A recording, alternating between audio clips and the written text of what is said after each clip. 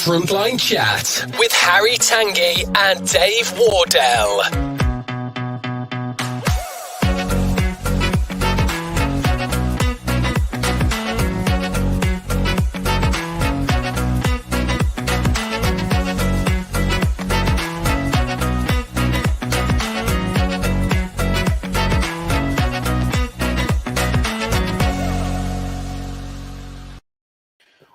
Are we allowed product placement?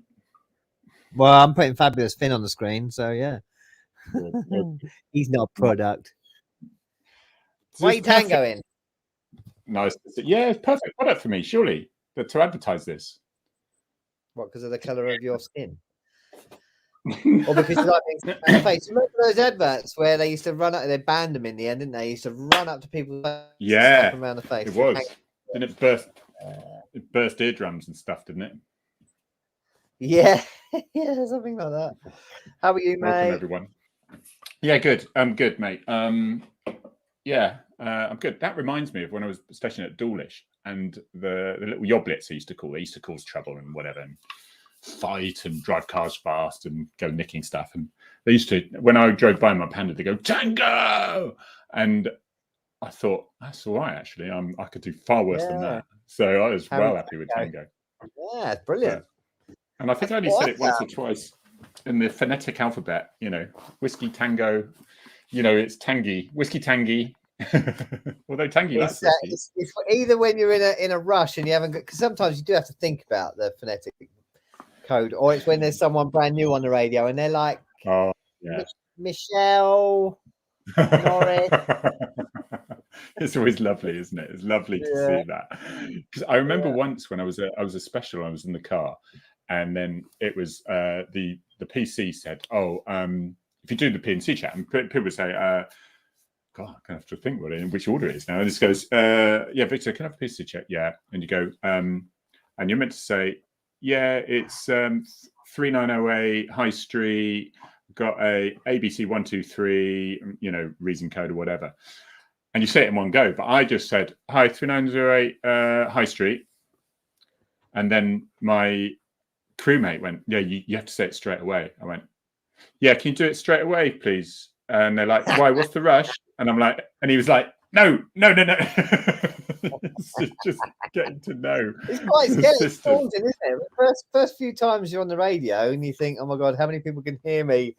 Am I going to say it right? Oh my God. But I was watching some Americans, and I've never noticed it before. They don't use the same phonetic code, do they? They use names. So it would be Charlie. Do they? I can't even think. Which is the same as ours. Yeah, which is the same. But they use all names, which I thought was really, really odd. Bad example. Maybe it's just certain parts of America. Oh, right. Didn't know that. Because I know our emergency code system, is it national now? Because it used to vary from force to force. Although some of us old sweats still only know the old local codes. I think I've forgotten now. Lots of nice little hellos and things. Angie Quinn is here. Angie as well. Nice to see you. And Alison, Victoria and things. And there's lots of... Catherine says, hello. Tracy Ash, afternoon. David Now. Yeah, today, I was going to say, we're going to talk about foot chases today. There's nothing better than a good foot chase, especially when you're young and handsome. Many, many years ago, I was young anyway, halfway there. And how many are your foot chases that you can think of that spring to mind? Do they always involve a dog? And did you just let it run for you? Most of them involve a dog, although one of them does involve an 80-year-old shoplifter, which wasn't, I've got to be honest, it wasn't really much of a foot chase, and it would have been ever so embarrassing if I'd have lost him. And to be fair on him, he didn't actually need police help. He needed a bit of social care, bless him. Right. But my most uneventful was an 80-year-old shoplifter. He just decided he was going to toss. I was talking to him. Oh, it's fantastic. You were pretty much just walking fast after him, were you? Or yeah. And you don't want to call it up, do you? Yeah. One making off. We're coming. We need to go. No, it's fine. He's literally just staggering in front of me. I mean, going on to that, the equivalent of an 80-year-old shoplifter I had without we'll go back to the foot chases, but the scariest pursuit I had was with the Morris Minor. And that Morris Minor, because it was scary, because if I lost it, I would never be able to show my face again. And yet it was a nippy little bugger going through those lanes and roads. It was a high torque, low speed, but high torque. Yeah, like a little ferret up a drain pipe. It was amazing. And I thought, if I lose this, that's it. I'm out of traffic. I was in an Amiga at the time. But going back to foot chases, I remember the most brilliant one, it was brilliant because I was enjoying it as it was happening. And that comedic effect as well. And I can't remember the original fence. It might have been a warrant, wanted a warrant. We do a few stop checks. It was in Plymouth. And there's this guy there. I thought, oh, so terrible. And I got to him, and he larged it up. He was like, yeah, come on in. So I thought, I'm getting old to fight now. I don't want to fight. So I got my CS spray out.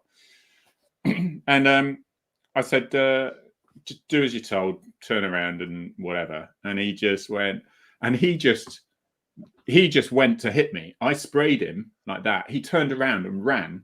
And I ran straight through the CS spray. Straight through the CS spray. And as you're going through, you thought, that fine spray, you think, maybe I shouldn't have done that. And now it's pepper spray, of course, for everyone listening. So pepper spray is a lot more globulous and it sticks to you. So it's less cross-contamination. But that wasn't the end there, because now we're running and we're both crying.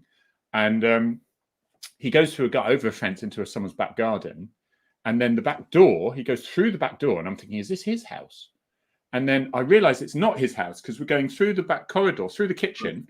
And in the kitchen, there's a little table with an old couple having their lunch, either side of it. And they're like this.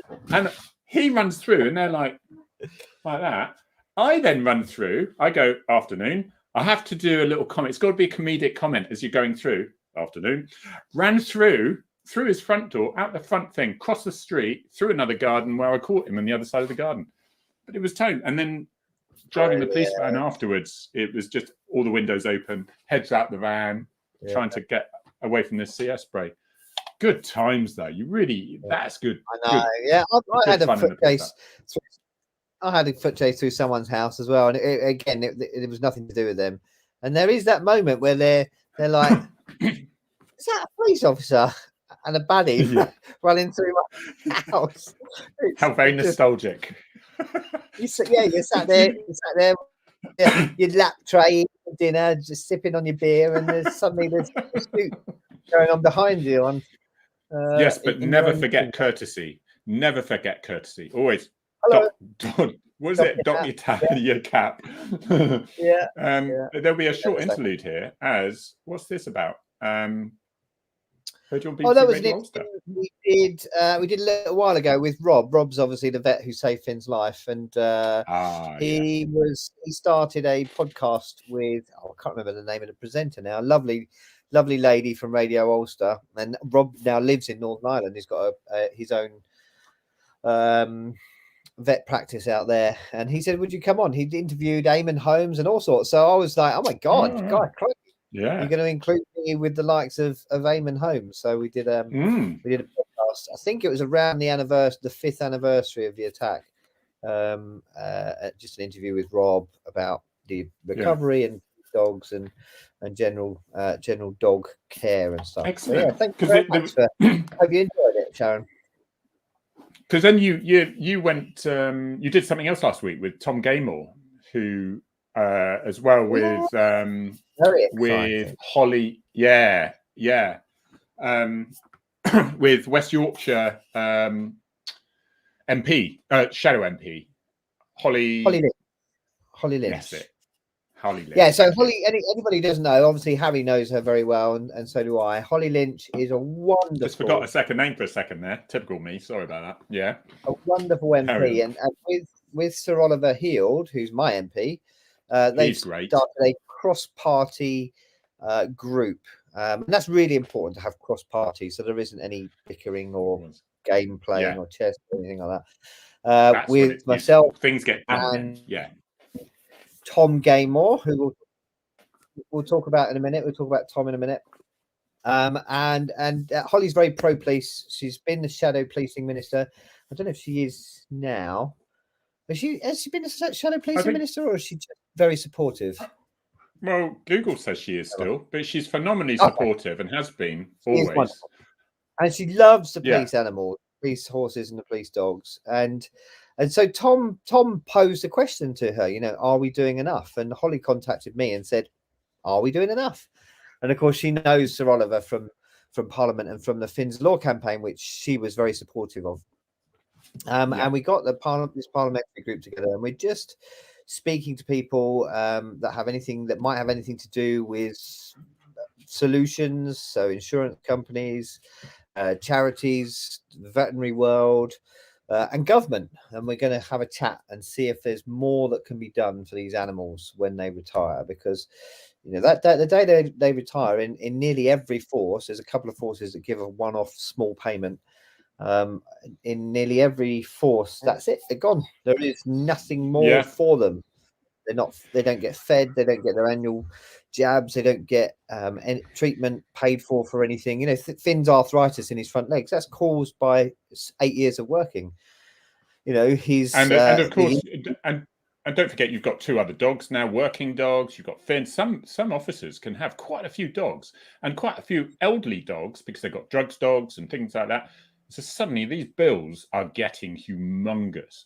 And there were some charities, one in Devon, Cornwall, where they do the individual helps where they can. You have just done Thin Blue Paw, which covers all the national side of things, that really helps bring in those that weren't covered by the individual ones as well. But I know you help those as well. And this is making it a little bit more formal, really, isn't it? Then it's getting it a little bit more help again. It's exploring. We're not doing anything at the moment. There's not going to be any change to the local charity or the charities or the national charity. We're all going to continue to do what we're doing successfully, and it's just to see whether, I mean, even if we come out of it with vets nationally saying, yeah, we'll give a 50% discount to treatment paid for retired police dogs, well, that would mean that the local charities and charities could pay for much more treatment. If that's what we ended up with, brilliant. If we could get the Home Office to say, oh, hang on a sec, let's have a look and see if we can do something when these animals retire, then it's got to be worth exploring. Definitely got to be. I mean, we might come out of it, the end of it, and say, you know, the charities are doing exactly what they need to do, so let's keep doing it and see if we can support them in any way. But you know, these things need reviewing from time to time. I don't think it's ever been reviewed, and so we good. People have just been struggling away, haven't they? Struggling. They don't have a choice. It's like a family member, so they got to pay for it. They find the money elsewhere. You know, it is a vocation being a dog handler. You've frozen. Have I frozen, everyone? Or is it because I am running down on battery and I've just come up from Newquay without my charger, so I'm going to nip over to my mobile phone shortly if it's me. Was that me who froze or you, Dave? I don't know. I carried on talking. Okay, Wouldn't it be funny if we both carried on talking and they couldn't hear anything because we were just... I know. That would be... Mate, I've got to tell you about the... I did. Have I mentioned this thing before? Because there's a story in there about a Bayline bus, which is a company bus. And I went to a suspect burglary in Paignton here. And so I go down and I drive my car into the car park and I see this guy, old-fashioned type thing, TV in his hands, look at me, I look at him, I get out the car and he runs for it. Have you frozen? Can you put your hand up? I can hear something. There you go. And so then he runs up this grass bank, and hello, mate. Yeah, I think you got a bit of trouble with your link. And I'm after him. But you know when you're doing a chase with someone, you think, do you know what? I think they're quite fit. I could lose this one if I'm not careful. And I was running down the main Dartmouth Road, it's called, all the way into Torbay. And I'm full pelt and I'm not gaining on him. And I look to my side and there is a bus, a little Bayline, one of these little buses it was. And the side doors the folding doors just open as he's driving alongside me and the driver's beckoning me onto the bus. So I jump onto the bus and I look around me and it's full of very elderly people. And I have to say the immortal words, follow that man. And of course, they were getting well excited in the back. They were loving this. They were cheering. They had their little shopping trolleys and their walking sticks. And they were saying, young man, go. And this guy, the driver, I've got to say, good on him. He comes up to the side of the offender that I'm after, who's dumped his TV ages ago, who's nicking out all the caravans. And I jump on him. And he had no idea where I'd come from. I'd come from the skies. And luckily, when I was doing searches in his property later on, I found all these marathon medals and stuff like that, from all his running. So I was like slightly relieved because I thought I'd lost it. A funny story about an athlete. It doesn't really involve me, although I took he's still in the job. I took a guy out, a lovely guy that I know called Dave. He used to run for Great Britain. Fantastic chap, and he was out with me. I was coaching him. And he was like, I can't wait for my first foot chase because, this guy's got medals running for long distance for Great Britain. I'm going to be all over this. It's going to be fantastic. You're going to struggle to keep up, Dave, la, la, la, la. And it was only a couple of days into coaching him that we went out and we spotted this van that looked a bit sus. And as soon as we got behind it, it found the first road to duck down, which is quite a common technique to see if you're going to follow.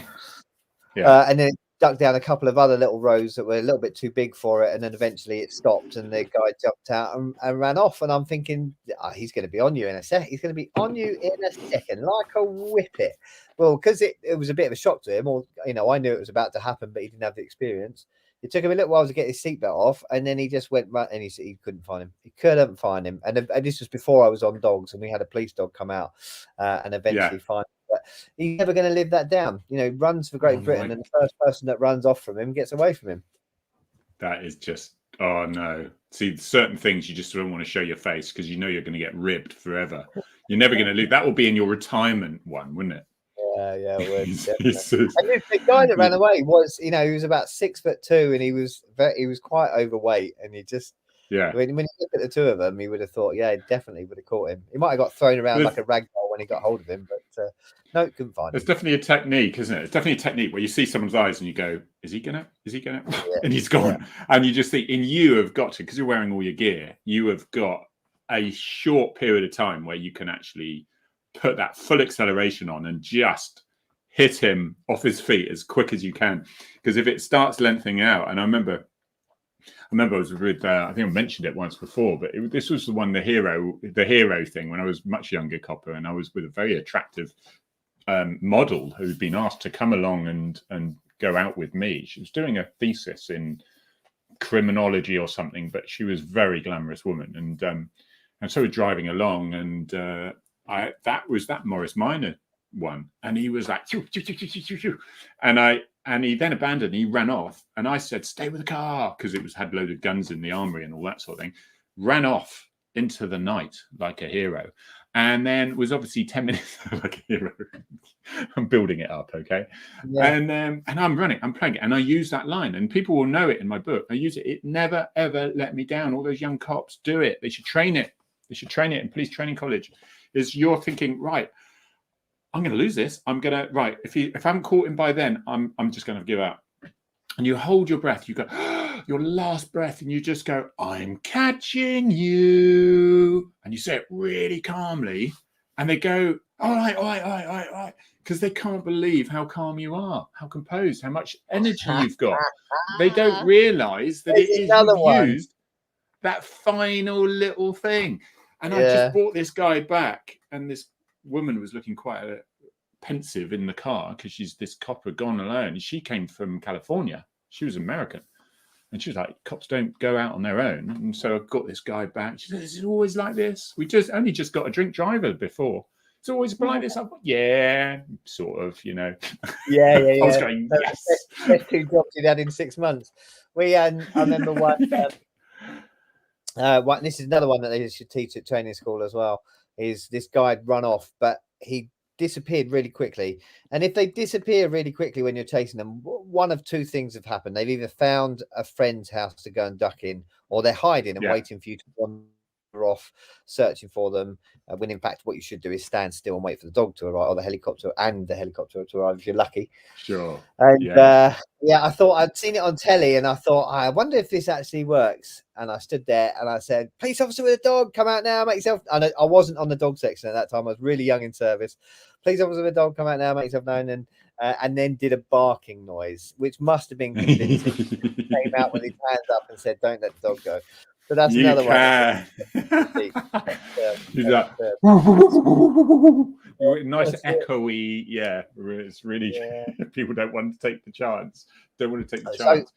So I've had loads of foot chases. There's some involving heroes that I'm not allowed to talk about because she's still serving. Blah blah blah blah blah. Oh, can you just say pretend it was Finn? Can you pretend it was Finn? Finn's got so many. We can just talk about Finns. We'll just substitute hero for the word Finn, and that covers you legally. No. Sure. Okay, well, we'll just say that these are Finn then. So we had this one. Yeah, one generally is. Most foot chases for dog section, all of them, but most of them are, because that's when we come into our own and run through housing estates during the day can be a little bit tricky. But I remember this one job. We were at headquarters. Job came in Cheshunt, which is probably a good 20 minutes away on blue lights. And so it was a decamp from a car, and they'd recovered a knife and some drugs. And it's a car that had been targeted. This is years ago. A car that had been targeting for a while. So they really wanted him. It's great that they've got his drugs and his knife and his car, but they really wanted him. But it was 2:00 in the afternoon on a housing estate. And I said, "Look, I'm going to come, but 20 minutes time, there's probably not going to be." Oh, have I disappeared again? I'm going to keep talking in the hope that I haven't disappeared. So I said I was going to come. 20 minutes time. By the time I get there could be lots of foot traffic around, and I might not pick up a track. But as I was driving to the job, I'd switched my lights off by now because there didn't seem much point in attending on blue lights. And I was about a mile, just under a mile away from where it happened. And I came down the main road, and there was this guy who absolutely... Oh, it's Harry that disappeared. Good. I'll keep talking then. This guy absolutely matched the description, popped out of this alleyway where I was. And, when it was a rabbit in the headlights for me as well, I'm thinking, that can't be him. I can't be that lucky. And he looked at me and thought, that can't be a copper. I'll be that unlucky. He then stopped. Oh, there he is. He then stopped and ran in the opposite direction, which was a silly thing to do, really. He should have just carried on walking in the hope he found another alleyway and ran off. But he then ran. So I spun the car around quickly on this main road opposite a school, mounted the pavement, drove down the pavement, not at him, in the direction he was going.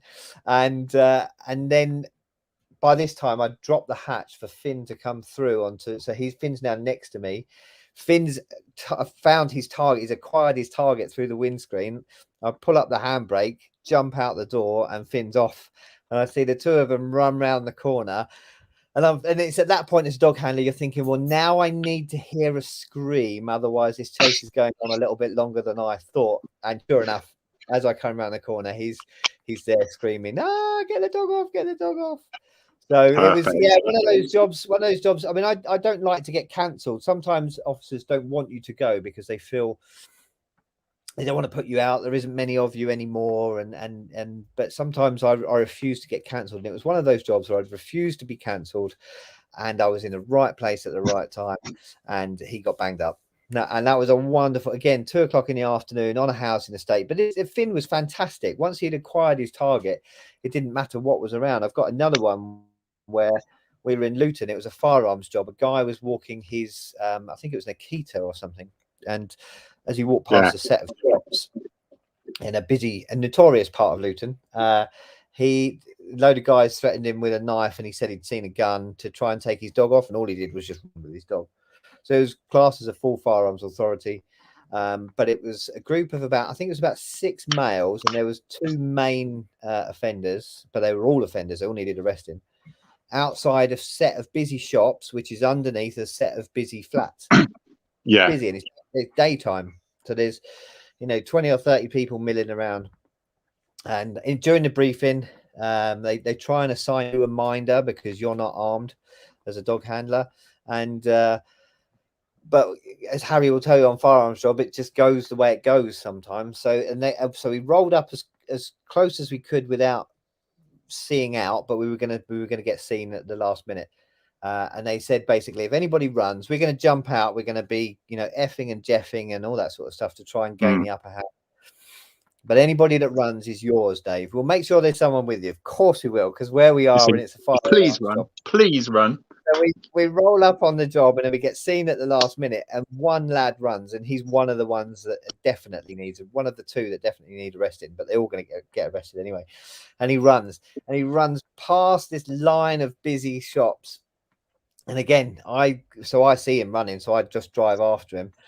I drop the hatch. Finn comes through to the front. He's acquired his target through the windscreen. I pull the handbrake up. Finn shoots off. All these people. I can almost hear him going as he gets lock on. Past all these people that are just milling around. He's ignoring them. He's got his target. He's weaving through them, and then he gets him, and then he's flat on the floor. But then it's 2:00 in the afternoon in Luton, and some places in Luton, they don't really like you. All they can see is a man that's been savaged by a police dog. They don't know that he's, pointed a gun in someone's face a short while before. So we're arresting this guy, and now we're dealing with a hostile crowd, and I haven't got my minder with me. So it's just me and Finn, because all the other guys are 100 meters down the road, round the corner, or at the other end of the shops. That's all you need, you and Finn. That's all you need. Yeah, exactly, it was. And eventually you and another Finn. Exactly, yeah. Another couple of cops came out the corner, and we were able to deal with the job perfectly. But beauty. People see me disappear then. Sorry, I've come up from Yuki and I forgot the charger for my laptop, and I knew I'd dip out, and so it works all right, this, doesn't it? First time I've actually done StreamYard and control it all from here. But it does right. People did mention about the time when I actually ran through the pond and all that, and it was a real what's the cops film called? Fuzz. Yeah. Fuzz. Yeah, I've had one of those moments. It was, because this was after the pursuit, and that's another story on its own, because there was a baby in the back of the car, and if that had totaled and the baby had been hurt or even worse, then I would have been hauled across the coals, not because of anything I'd done, but because that tends to be what happens when offenders or innocent people get injured in pursuits. Of course, it was Tia Medals, because following the training and stuff like that. So it is another issue. But then he smashes into 5 parked cars and does a foot chase on top of the shed roof. I'm now jumping up on top of the shed roof. He's running along. His foot goes through the roof. I'm thinking, well, that was fortunate. Realizing I'm on the same roof, my foot then goes through this roof. We then carry on. It wasn't too high, luckily, but we would just street down the other side of the shed, into the garden, straight into a pond. So I'm now wading through this fish pond because he's ahead of me, going through over a fence, and it is totally like Hot Fuzz. And I'm thinking, right, I've just damaged 5 cars. One of the cars was nudged into the front of a terraced house, taking out the bay window. I've just destroyed the shed. I've killed a few carp, no doubt. No, I'm sure that no fish were hurt in this story. And there's just points like that you think you're not going back empty-handed.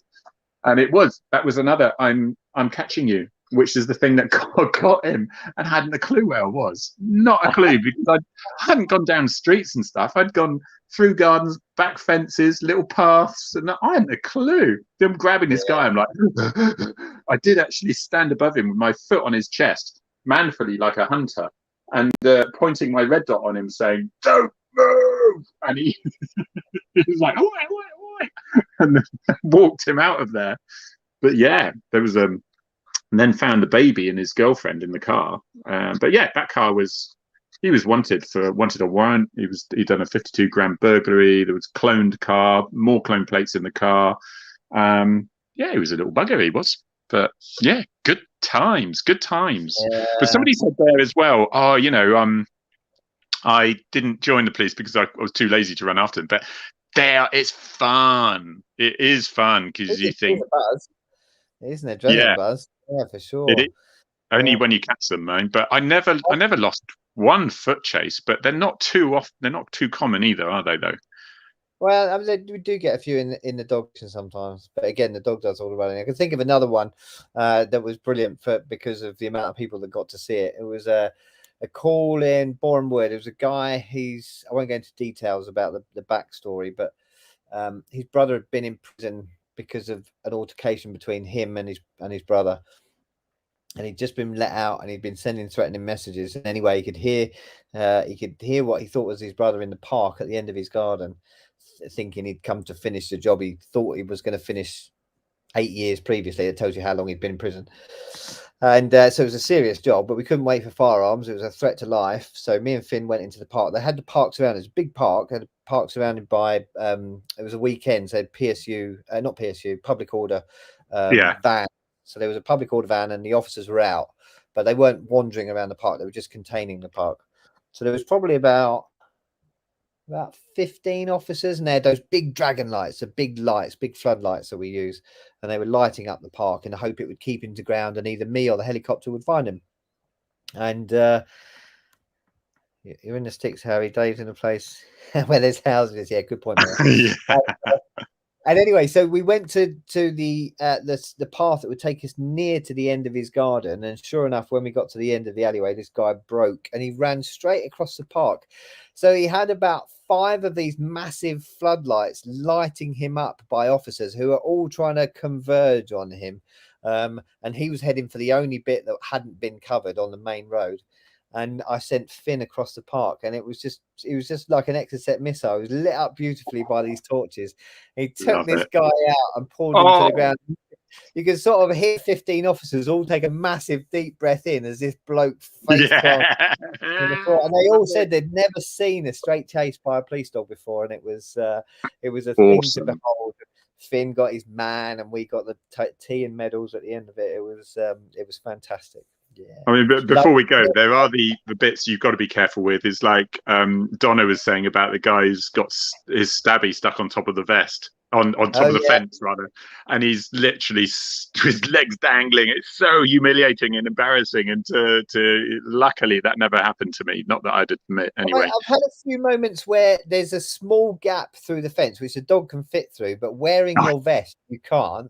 And you have to take it all off one side, feed it through, go through, and put it back on again. Oh no!